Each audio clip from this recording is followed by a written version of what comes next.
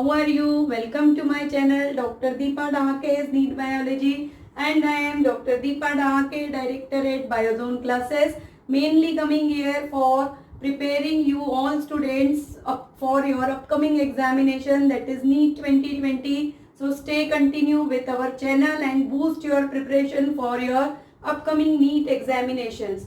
From today onwards, we begins with a new session on new topic, that is on plant anatomy, where we study about the different kinds of plant tissues. And when we study about the plant tissues in this plant anatomy session, so entire syllabus or entire chapter we completed within a 2 session. First session we deals with the types of tissue, that is simple tissue as well as the complex tissue, and also we deals with the systems of the tissues, or you can say a different kinds of tissue system. The second session, you remember, the second session basically deals with the secondary growth in plant as well as the study of the primary body. Comparatively, we made a comparison between the primary bodies in terms of root, stem and leaf. But before beginning with the session, first come towards the answers of yesterday's quiz. So for that answers, yesterday I asked you 3 questions. So these answers for these 3 questions. The first question is there.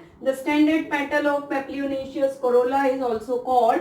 So answer, you remember, the standard petal is called as vexillum. Second question, the placentation in tomato and lemon. So tomato and lemon, the placentation is axile placentation. And third, you remember, the perigynous flowers are found in that video, in that session also, I asked you to remember PPR for the perigynous flower. So here you remember rose is the example for perigynous flower. So this is all for the yesterday's session's quiz, and now we come towards our new quiz or today's quiz, where I again ask you the 3 questions. The question 1 is, coconut fruit is a berry, nut, capsule, and D option is drupe. Second question, tricarpillary syncarpus gynoecium is found in flowers of, again I repeat, tricarpillary syncarpus gynoecium is found in flowers of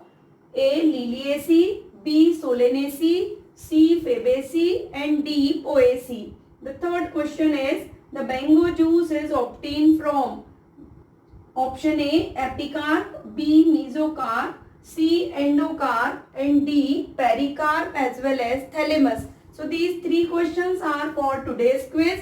Write the answers of these questions in comment box, and if you have any doubts or queries, so again please feel free to mention those doubts and queries in the comment box or description box. Now we come towards our topic for the today's session, that is the plant anatomy, where we first begins with the plant tissue. Now, so in plant anatomy, first we begins with tissue. Now all of you know what is tissue. Tissue is a group of cells which are similar in origin and performing the nearly similar type of function. So that mass of cell is called as tissue. Without going towards the history of tissue, we directly come towards the types of tissues. When we study the tissues in plant particularly, so broadly in plant, you remember the tissues are divided into 2 types. First is meristematic tissue and the second is permanent tissue. So first we discuss about the meristematic tissue and then we come towards the permanent tissue.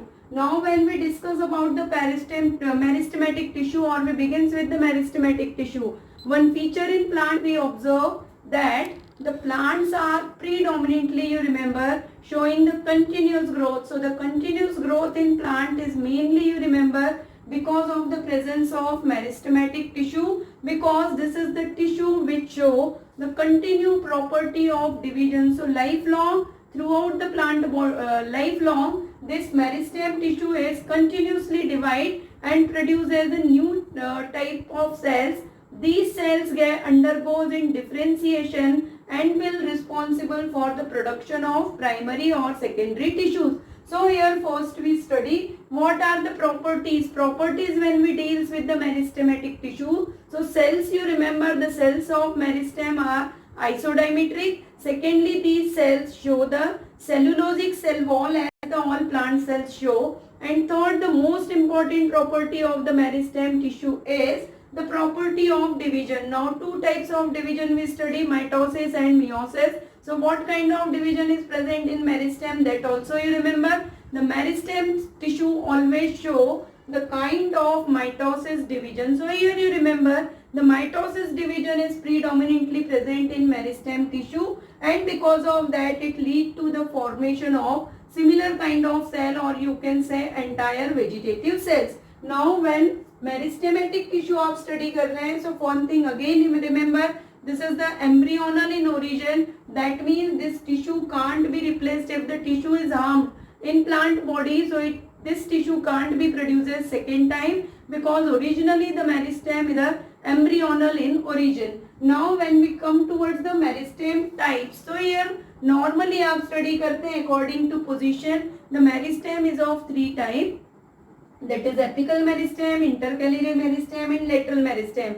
But again for some of the student it gives some confusion, and they sometimes make a mistake in differentiation between the primary and secondary meristem. So simply first you remember the meristematic tissue is divided into two types, the primary meristem and secondary meristem. The primary meristem means the meristem which is responsible for the formation of primary body of the plant. So here you remember the primary meristem is further divided into two types, apical meristem and intercalary meristem. So primary meristem, when we use the term the primary meristem is responsible for primary growth. So what does we understand by the primary growth? Primary growth means simply remember when the plant body only increases in height. So this increase in height of the plant is normally called as primary growth, and this primary growth is mainly take place with the help of primary meristem.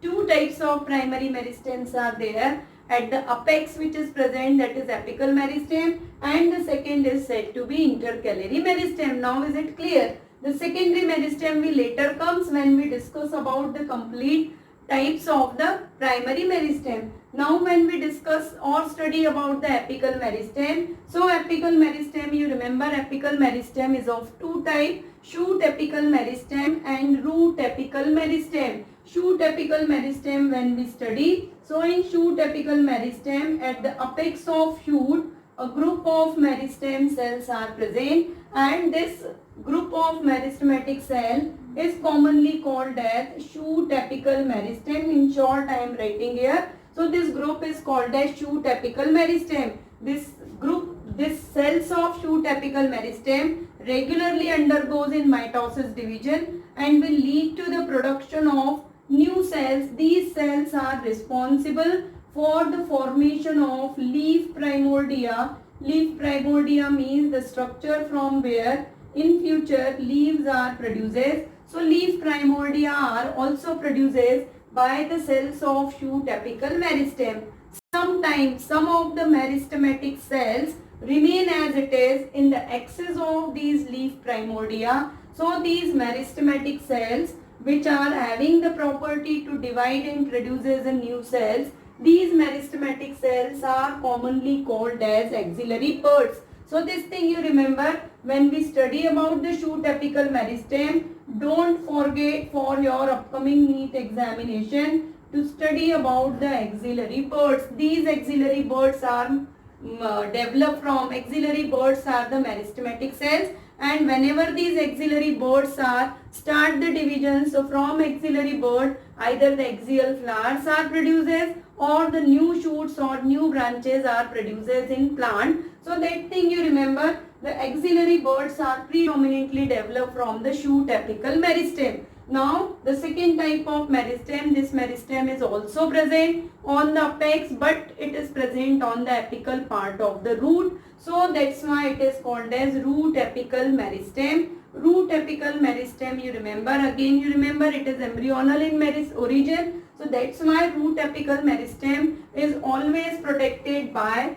a kind of cap-like structure. So this is the structure of root. At the tip of root apical meristem, this kind of zone of meristem or zone of division we study in our last chapters or last session, that is plant morphology 1 आपका जो session है, in that session we study about the zonation of root, and in zonation of root we study the meristematic zone. So what does the root meristematic zone? That the root apical meristem is predominantly present in this zone, and this meristem, you remember, this meristem is protected by one cap that is called as root cap, because the meristem is only developed once in a lifetime during the embryonal period. So root apical meristem, you remember, again the meristem, both the meristem responsible for increase in length of the shoot or length of the root. So shoot apical meristem increases the length of shoot or stem, and root apical meristem increases the length of the root.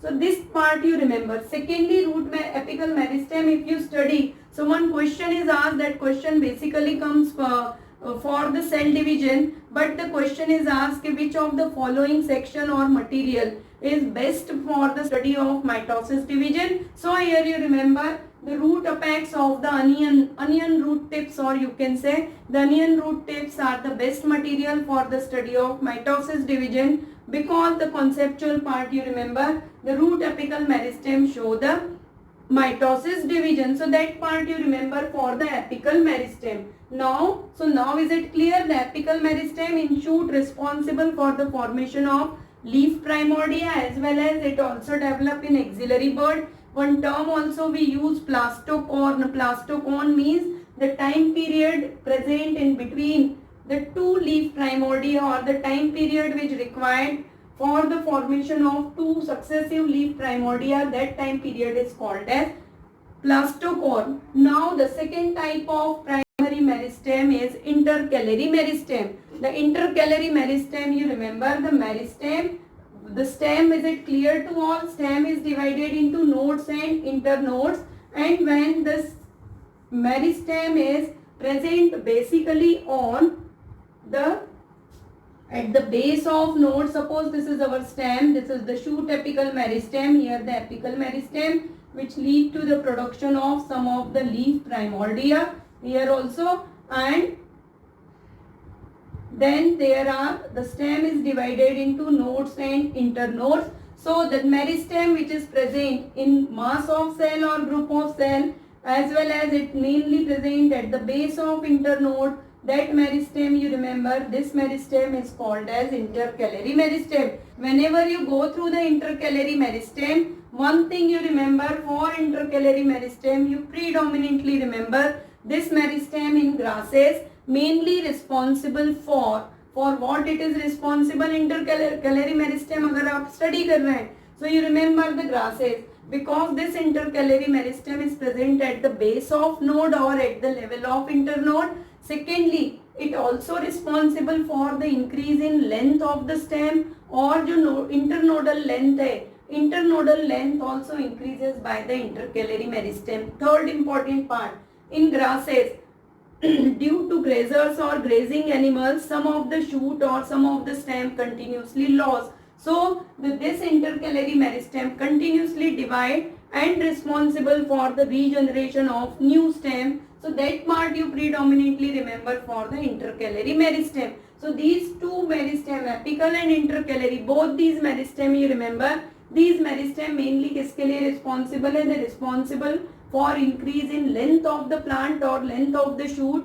That's why they are comes under the category of primary meristem. Now we come towards the third kind of meristem according to your NCERT book. Lateral meristem is a third type of meristem, but when we study according to primary and secondary meristem, so here you remember the secondary meristem means the meristem which responsible for the secondary growth or which responsible for increase in girth of the stem. So slowly thickness or width of the main stem is increases, and then the growth of that or the meristem of that type is called as secondary meristem. Secondary meristem when you study, so you predominantly remember the lateral meristem is a secondary meristem. This meristem is located laterally or it is placed laterally in stem. Therefore, this meristem is called as lateral meristem. Secondly, It is a cylindrical meristem. That means this is the one and only meristem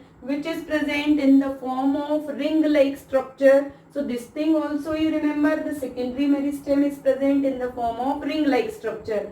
Then you remember the secondary meristem or lateral meristem when we study. So interfascicular vascular cambium, intervascular cambium and cork cambium. These three are the example, one of the good example for secondary meristem. So this part you remember on tip of tongue, the fascicular cambium, intervascular cambium and cork cambium. These are basically किस type के meristem है आपके पास? These are the secondary meristem, and in secondary growth part we study how does the fascicular and intravascular cambium as well as cork cambiums are formed. Now we come towards the second type of tissue, that is the permanent tissue. Now is it clear to all? Permanent tissue means the tissue which is permanently present. The meristem continuously divide.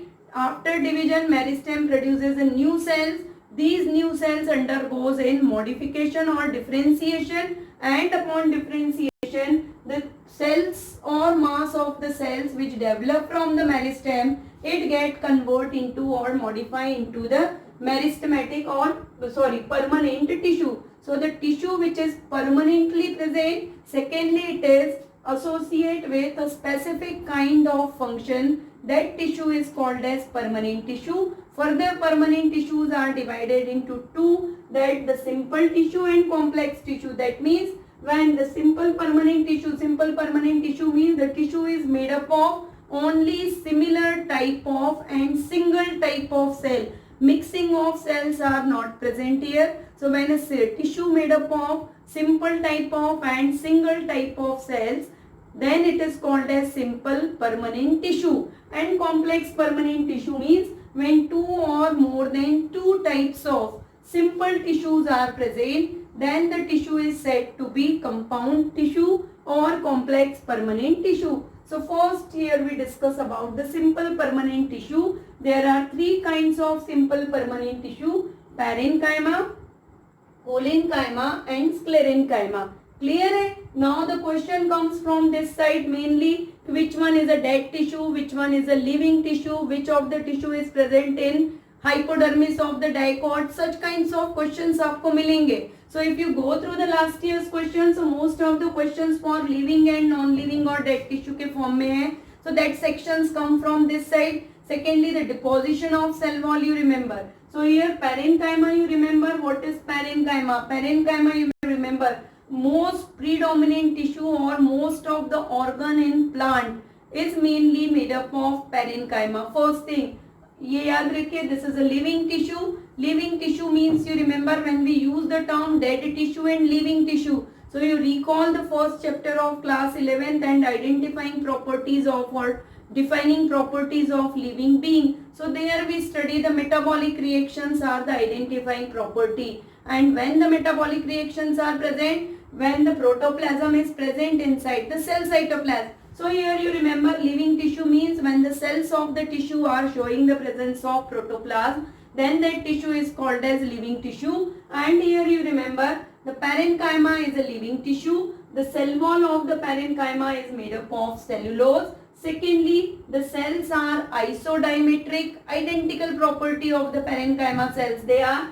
isodiametric. Secondly, the cell shape of the cell may be vary. It is spherical, it is oval, polygonal, or they may be elongate or polygonal in shape. So these shape you remember. So isodiametric condition you remember for your NEET exams. Thirdly, you remember the intercellular space may or may not be present, but in most of the cases the parenchyma show the presence of intercellular space. And one of the most important is the function of parenchyma. अगर आप functions parenchyma के study करेंगे, so mainly you remember the parenchyma is responsible for gaseous exchange as well as storage. So gaseous exchange and storage is the main function of parenchyma. This is the simple diagram which represents the structure of parenchyma cells. Parenchyma you remember, in aquatic plant parenchyma is modified into erenchyma, means when the intercellular space is very large and that intercellular space is function as air chamber or air sac and maintain the buoyancy of plant, then that parenchyma or modification of parenchyma is called as erenchyma. In case of leaves, when we study about the structure of leaves, the mesophyll tissue is present. That mesophyll tissue of the leaf is also made up of parenchyma, where the cells of parenchyma show the presence of chlorophyll, and basically the palisade parenchyma and spongy parenchyma, they also, you remember, they also the type of or modifications of the parenchyma. So palisade parenchyma cells are rectangular in shape. Specific feature you remember for the palisade, the cells of palisade parenchyma are showing the shape that is a rectangular shape. After that we come towards the collenchyma. So for parenchyma you remember living tissue, objective purpose के लिए isodiametric in function and the main isodiametric in shape, and function you remember, function क्या होगा आपका, storage and gaseous exchange. And second is collenchyma. This is also a living tissue because it shows the presence of protoplasm. Third, the cell wall component here you remember, cellulose, hemicellulose and pectin is deposited in the cell wall. Because of that, the intercellular spaces are completely absent. So ये part आप याद रखिएगा. This part you remember, the intercellular spaces are completely absent due to the deposition of the hemicellulose and pectin. One most important part for collenchyma, the hypodermis of the dicots. Hypodermis of the dicot is made up of collenchyma tissue, and intercellular spaces you remember absent hai. Next up you remember, it is again responsible for storage as well as is provide the mechanical support. In some cases collenchyma show the presence of chlorophyll, and because of that sometime it referred as chlorenchyma, and in that case it responsible for the process of photosynthesis. Important identical feature which question which comes through the diagrammatic based questions, that is the large presence of large vacuole. Presence of large vacuole is another feature of the collenchyma tissue. Now the third important one is sclerenchyma. Among these three you remember, sclerenchyma is the only dead tissue because protoplasm is completely absent. And why the protoplasm is absent? Because the cell wall is deposited by lignin, and lignin is impermeable for water. So that thing you remember, due to lignin deposition, cells show the complete absence or complete absence of the protoplasm. Sclerenchyma is present in two shapes. Either it present in the form of fiber. Fiber are narrow or tapered towards both the ends. So this common structure is present for the sclerenchyma fiber.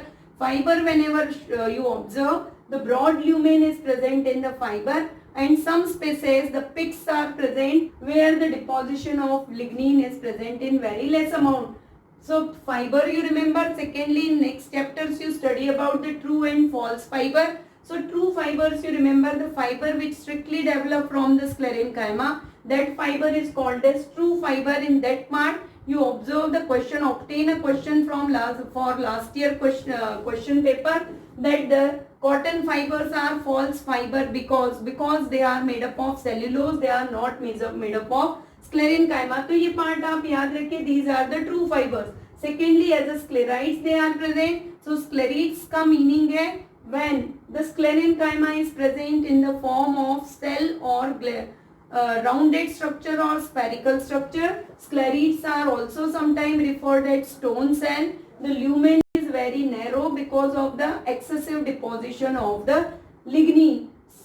These stone cells or sclerites we basically observe in nuts as well as in the pulp of sapota, pear and guava. So this much thing you remember for the simple tissue. Now we come towards the complex tissue. So complex tissue we study. There are two types of complex tissue, xylem and phloem. They are made up of two or more than two types of simple permanent tissue. Xylem we all know, xylem is responsible for the upward transport of water and mineral, and phloem you remember, in phloem bidirectional transport is take place, and the phloem mainly responsible for the transport of dissolve or solutes. ठीक है, dissolve food or solute. So food transport you remember by the phloem. So now we come towards the study of xylem and phloem.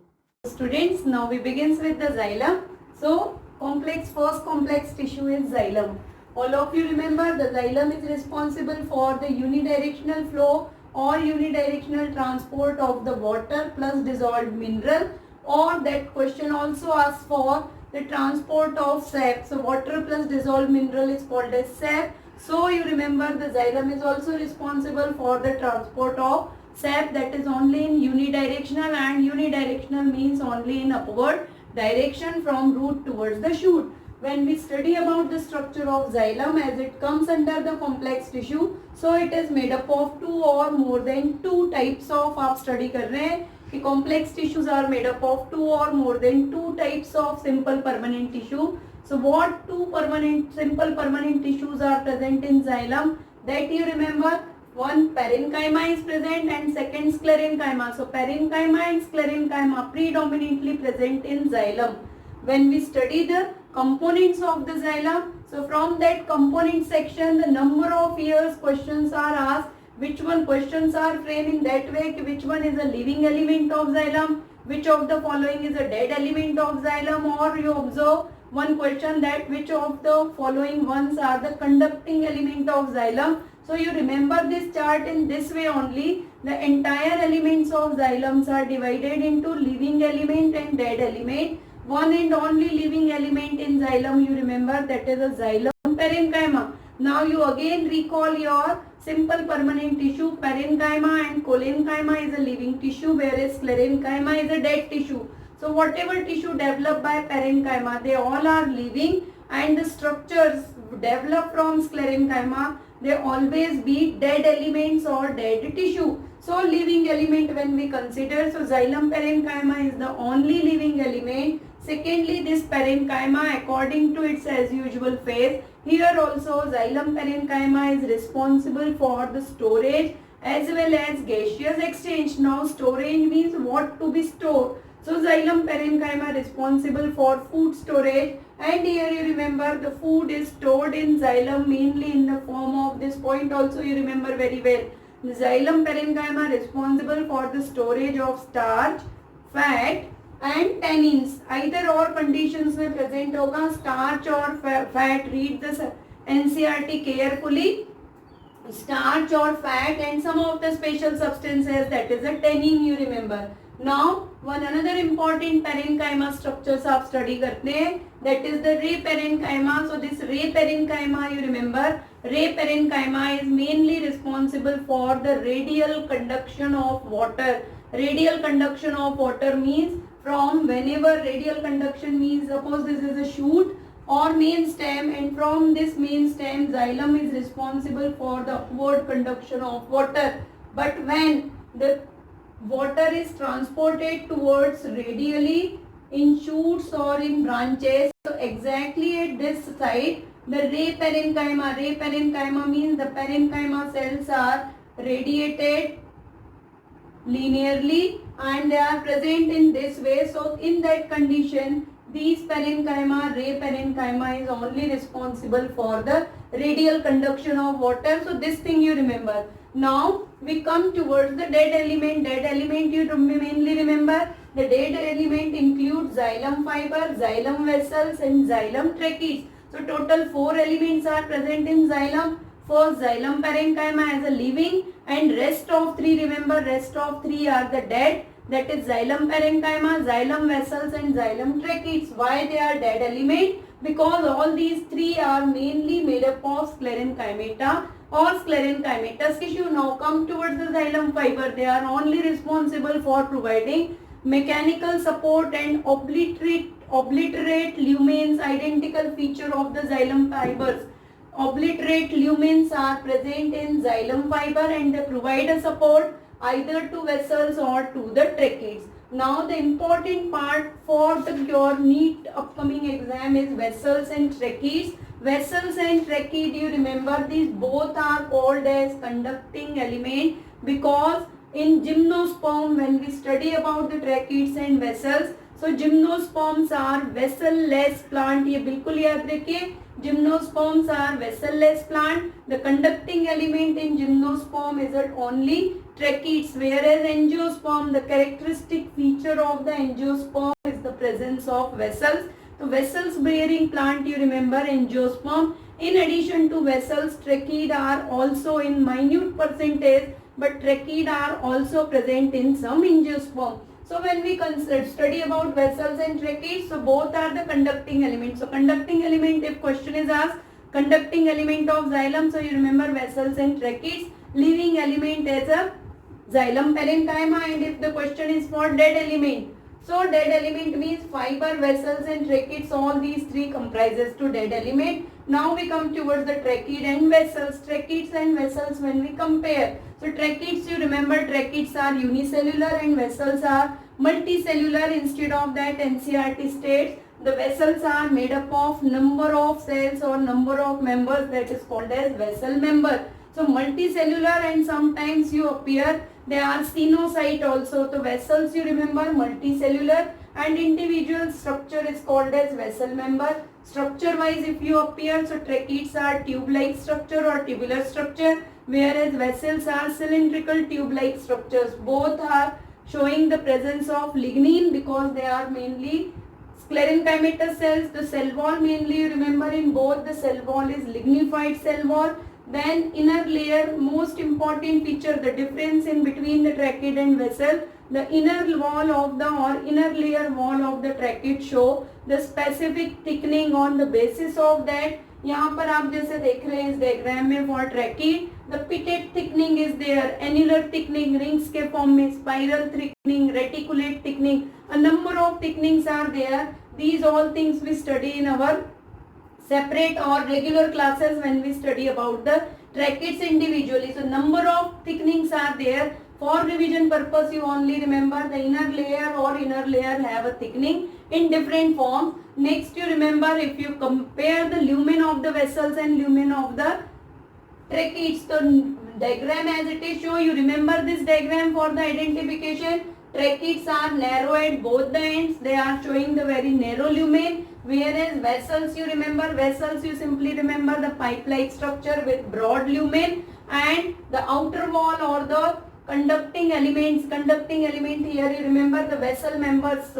The site where the vessel members inside the vessels comes in contact, they show the perforations. These perforations are appear in the form of small pore. So on the basis of this diagram only, you remember tracheid and vessels. Again tracheid, you remember they are predominantly present in angiosperm, and vessels are the identifying feature of the angiosperms. Now when we consider the development of primary and secondary body, so during that primary and secondary growth also xylem is present. The xylem which is developed at a primary growth is called primary xylem, and the xylem which develop after the formation of cambium ring, that is called as secondary xylem. So when we study about the primary xylem here, you remember it is made up of protoxylem as well as metaxylem. Now what is proto and meta? Proto means when the development of xylem begins in primary body or during primary growth, the firstly formed zygote is called primary xylem, and when the after primary xylem or protoxylem, the firstly formed xylem is called protoxylem, and the xylem which is formed after protoxylem, then the developed one xylem is called as metaxylem. Protoxylem की position के basis पे, अब now when we study about these three position, endarch, exarch and mesarch, so you only remember the position of protoxylem because protoxylem is first developed. If you go to remember both the positions, that is the position of proto and metaxylem, so 100% you get confused. So only remember the position of protoxylem. Depending on the position of protoxylem, xylem is of three type in vascular bundle: endarch, exarch and mesarch. Endarch only NCERT explain endarch and exarch condition, but again you remember the mesarch is another condition is there. Endarch means when the protoxylem is present to endo means inner side. So when the protoxylem is present towards pith or it present towards the inner side, the cells of protoxylem are very small as compared to metaxylem. So larger cells are metaxylem and smaller are protoxylem. So this protoxylem is present towards inner side or pith. Endarch you mainly remember though the stem is monocot or dicot, but whenever stem show the presence of xylem, in xylem Endarched xylem is always be present. In stems, endarched xylem is always present. Exarch condition, you remember, exarch means the xylem, protoxylem is always present towards periphery. That means that this is the area for xylem, and in this area protoxylem is present towards the outer surface or projected towards the phloem. Then it is called as exarch. In root, you remember, the root always show the exarch location of the xylem. Now the mesarch means mid. The xylem, protoxylem, basically protoxylem is exactly present in the center, and towards both sides of the protoxylem, you remember, metaxylem is present. Mesarch condition is not present in angiosperm. Mesarch condition we observe in case of the ferns. The ferns means pteridophyta. So in pteridophyta we observe the mesarch condition. So this part you remember, and vessel-like structures are present in pteridophyta. True vessels are completely absent in pteridophytes. So this part you remember entirely for the xylems. And now we come towards our second complex tissue, that is the phloem.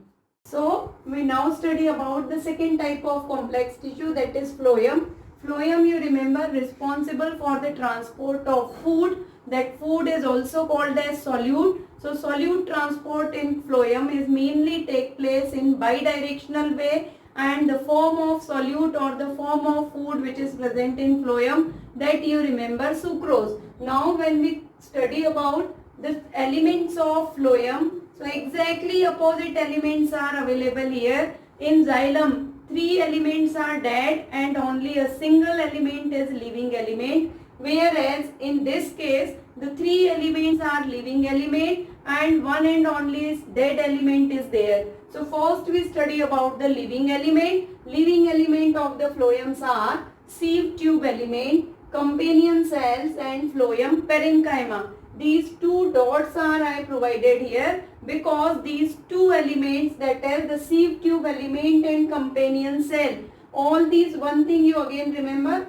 that living elements are predominantly, that is sieve tube, companion cell and phloem parenchyma itself parenchyma hai. So these are made up of parenchyma, that's why they are the living element. Now I come towards that sieve element and companion cell, show the dots. That dot you remember, that these are the only 2 elements on the basis of which we differentiate between the phloem of gymnosperm and angiosperm. You go through the last year NEET paper, so you obtain one question over there. The gymnospermic question is for the gymnospermic phloem. So gymnosperm, you remember, in gymnosperm phloem is also consist of 4 elements, but instead of sieve tube and companion cell, sieve cells and albuminous cells are present. So this is one of the most important statement, that the gymnospermic phloem is differ from angiospermic phloem due to presence of sieve cells and albuminous cell, whereas phloem parenchyma and phloem fibers are the common element of phloem for gymnosperm as well as angiosperm. This thing you remember. Now sieve tube and companion cell we separately study here. We first come towards the dead element of the phloem, that is the phloem fiber. Phloem fibers are also called as bast fiber. They are according to the growth of the plant. In primary phloem, generally bast fibers or phloem fibers are absent. They are predominantly present in secondary phloem. Secondly, the fibers of the phloem or the bast fiber, you remember, they are made up of sclerenchyma. So entirely features of sclerenchyma, that is they are thin fiber, elongated fiber, tapering towards both the end. They show the lignified thickenings. All these characters are shown by the phloem fibers. And one of the most important statement for your upcoming NEET examination is that the commercial fibers are obtained from, so commercial fiber you remember obtained from bast fiber or phloem fiber, and predominantly jute, flax and hemp. Here I provided the example. Jute, flax and hemp fibers are true fibers and they are commercial fiber they are because they are used in different preparations of the commercial product. So this thing you remember for the phloem fiber. Now we come toward the sieve tube and companion cell. So sieve tube element when we study. So sieve tube element as well as companion cell, you remember these are the living element. The predominantly made up of a parenchyma, longitudinally arranged है. One thing you again remember the arrangement of sieve tube element. They are longitudinally arranged. Tubular structure है because the tube is sieve tube. Sieve tube means tubes with sieve-like structure. So these are the tube-like element, and the end walls of these sieve tubes or end wall of these elements are perforated. Sieves या छन्नी आप घर पे appear करते हैं with different size of pores we are using in different preparations. So here you remember the end walls are perforated, and this perforated end walls appear like a sieve. Commonly this perforated cell wall is called as sieve plate, and the area is called as sieve surface area or sieve plate area. Now when we study about the sieve tube element, so here we basically study about the companion cell and sieve tubes. So both companion cell and sieve tube, you remember, they actually develop from a single parenchyma cell with special kind of division. Now here you remember the companion cell is only present with nucleus, whereas sieve tubes are enucleated structure. So you remember sieve tubes are enucleated or without nucleus. So how the function of sieve tube is controlled? So entire function, metabolic function, physiological function, all the functions of sieve tubes, you remember, are under control of companion cell. So companion cell control the activity or the functions of sieve tube as well as the pressure gradient of the sieve tube. You remember the pressure gradient of the sieve tube is also controlled by the companion cell. Longitudinal walls are there,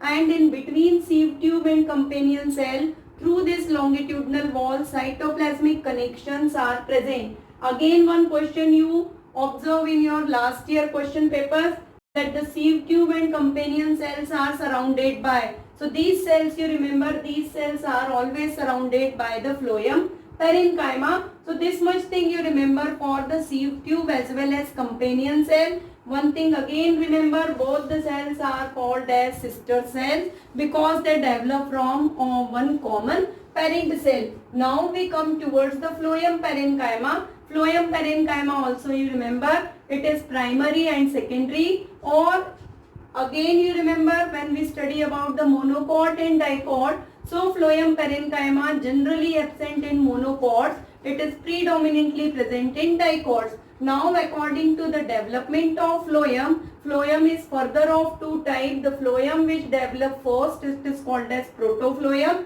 and the phloem which is developed at a secondary time or at a later stages of development, or you can remember develop after the protophlloem, that phloem is called as metaphloem.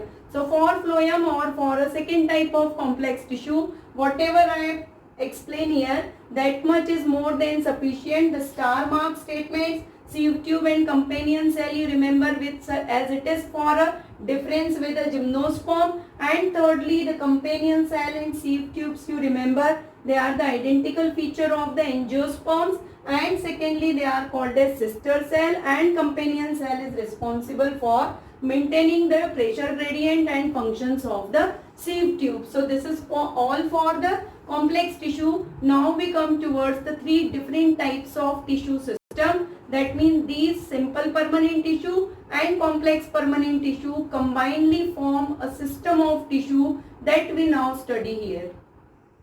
So let's begin with tissue system. There are three types of tissue system present in plant, and main feature of the plant body is that the tissue system grade of organization is present. The three types of tissues are epidermal tissue system, ground tissue system, and the third most important one is the vascular tissue system. So first we discuss about the epidermal tissue system. Secondly, only for saving your time, I use this method that first I wrote each and everything on the board and then I explain you, because if I go in regular way as I use, so it takes too much time. So and secondly this is our booster crash course. So to finish all chapters and all important topics within a time limit, I use this method. So I hope you all like this method. So now come towards the epidermal tissue system. In epidermal tissue system, one thing you remember, this tissue system is made up of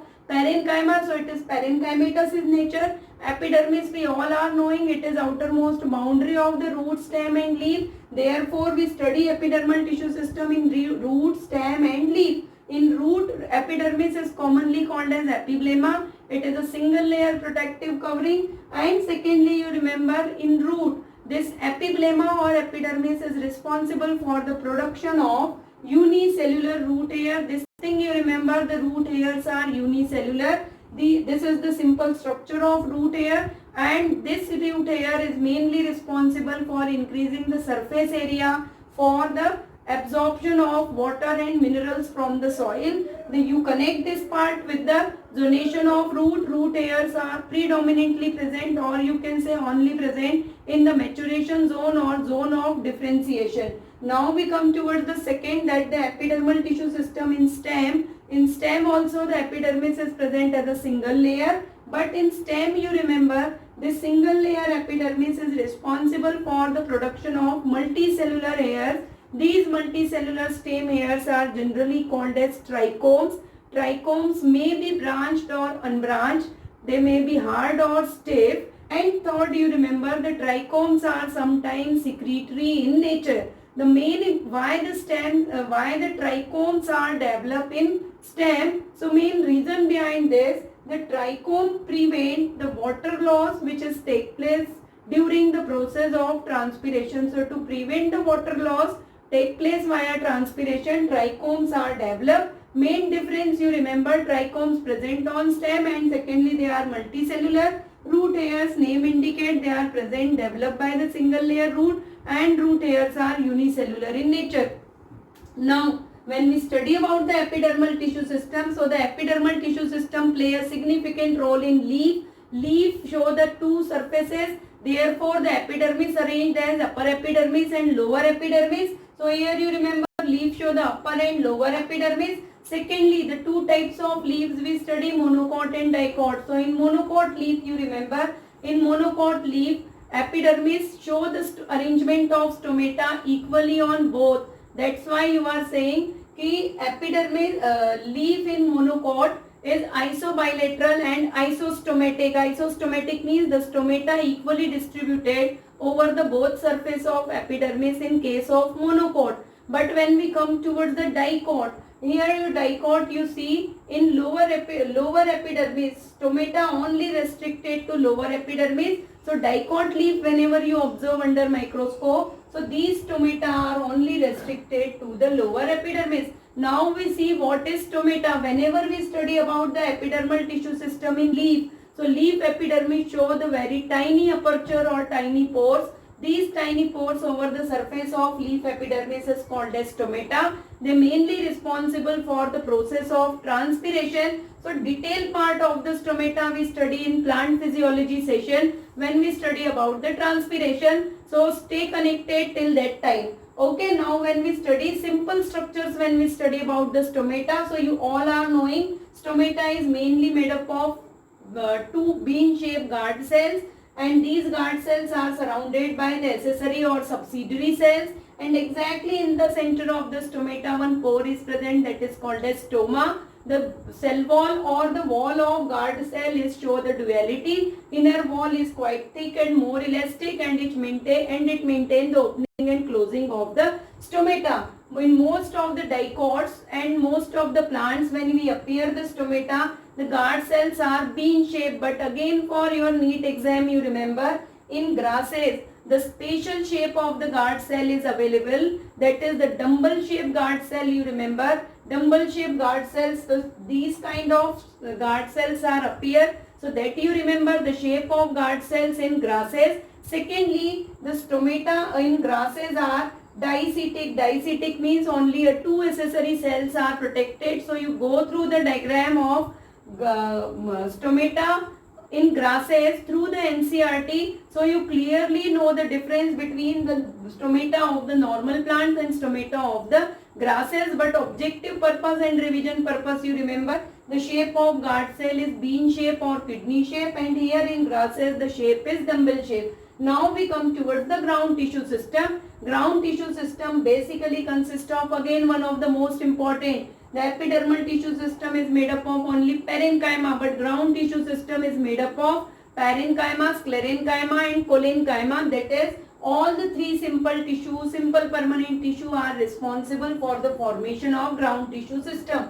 In ground tissue system, what we included, and basically ground tissue system we study when we discuss about the plant body, primary plant body, that is a comparative analysis of root, stem and leaf in monocot and dicot. But for that time being period, you remember, the ground tissue system are mainly consist of cortex, pericycle and pith, and in addition to that medullary rays, because medullary rays are also made up of parenchyma. So medullary rays are also included under the ground tissue system. So this we study along with the comparative analysis of monocot and dicot in our next session. Now we come towards the most important tissue system, that is a vascular tissue system. The tissue system which is made up of complex tissue, the tissue system which is responsible for conduction of water and food or water and solutes, that is called as a vascular tissue system.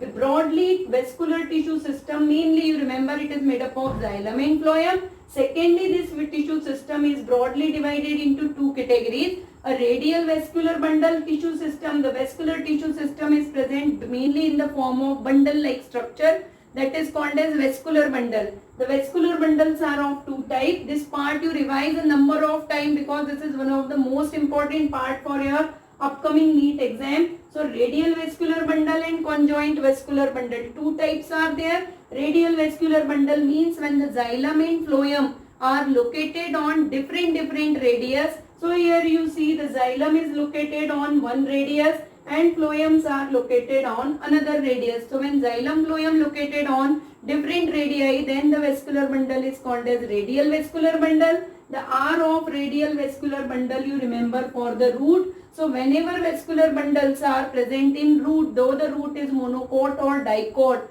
but you remember the radial vascular bundles are always present in root. And second आपने study किया था when we study in xylem part. So you remember the vascular bundle, radial vascular bundle is present in root and the xylem of the root is always be exarch. So that part you remember for the root. Now when we come towards the conjoint vascular bundle, so conjoint vascular bundle according to NCERT, collateral vascular bundle we are studying, but originally conjoint vascular bundles further divided into two, collateral vascular bundle and concentric. Collateral means when the xylem and phloem are restricted to a common radii or they present on the same radius, then that vascular bundle is called as collateral. So it is commonly called as conjoint and collateral vascular bundle depending on the presence or absence of cambium. ध्यान से सुनिएगा, collateral vascular bundle depending on the presence or absence of cambium, they further divided into two categories, the open collateral open and collateral closed, or conjoint collateral open, conjoint collateral and closed. और simple terms में याद रखिए open vascular bundle and closed vascular bundle. For what they are open? They open for the secondary growth. When the vascular bundle or vascular tissue of the plant body opens for secondary growth, then the vascular bundle is called open. Now why it is open? Because when the cambium tissue or cambium is present in between the phloem and xylem. So this thing you remember in simple terms हम study करते हैं. When the cambium is present in between the phloem and xylem, then vascular bundle is called as open vascular bundle. Opposite इसका याद रखिएगा, vascular bundle is closed because the cambium is absent in between the phloem and xylem. So because of the absence of cambium, the cambium ring will not be formed and the secondary growth is not take place. So this thing you remember, open vascular bundles are predominantly present in dicot stem, and this is the reason that we appear the secondary growth and cambium formation in dicot stem, whereas in monocot stems the vascular bundles are closed and because of the absence of cambium, monocot stems generally not show the secondary growth. So this part you remember for the collateral, open and closed vascular bundle. Now we come towards the concentric vascular bundle. Concentric vascular bundle means when the xylem and phloems are arranged in the form of ring-like structure, then it is called as concentric rings, concentric vascular bundle. These vascular bundle, the concentric vascular bundle as well as radial vascular bundle, you remember in radial also cambium is absent, in concentric vascular bundle also cambium is absent. So these are the closed vascular bundle. Secondly, the concentric bundles are of two types, amphivessel and amphiscribal. Amphivessel means when the phloem is present or phloem ring is surrounded by the ring of xylem, then it is called amphivessel, and amphiscribal when the ring of xylem is surrounded by the ring of phloem, then it is called amphiscribal. Again, to avoid the confusion, one thing you remember, any one which is easy to you, that either you remember amphivessel or amphiscribal. Confusing terms never go for both.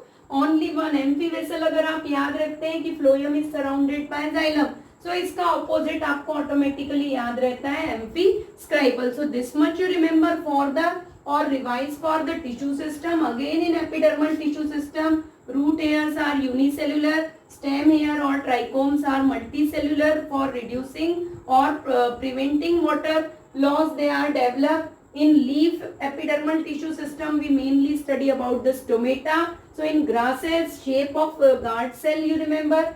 Ground tissue system you mainly remember, it is only made up of all the three type of simple tissue. And vascular tissue system when you remember or recall. So radial vascular bundles are present in roots, conjoint, collateral, open or closed are present in stem, open vascular bundle present in dicot stem, and closed vascular bundles present in monocot stem. And then you remember go for the concentric vascular bundle. So this is all about for our first session, that whatever we study for the plant anatomy under the session 1, that we first study about the tissue and three simple types of tissue, parenchyma, parenchyma and sclerenchyma. Then we come towards the complex tissue, xylem and phloem, and now we study about the three different kinds of tissue system. So I hope you understand entire conceptual part of the tissue system.